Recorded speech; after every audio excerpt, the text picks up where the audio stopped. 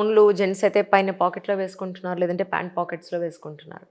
నిజంగా ఫోన్ వల్ల దాని నుంచి వచ్చిన రేడియేషన్ వల్ల ఎన్ని రకాల లాసెస్ జరుగుతున్నాయో ఇంకా ఎవరు గుర్తించలేదు. బట్ లాస్ అయితే జరుగుతోందని అంటున్నారు కానీ, నిజంగా ఫెర్టిలిటీకి సంబంధించి ఇది కూడా ఒక కాజ్ అని మీకు ఎప్పుడైనా అనిపించిందా? Definitely it is a possibility. కానీ మనం దానికి ఇప్పుడు అట్ ప్రెజెంట్ మనం ప్రూఫ్ ఇవ్వలేము.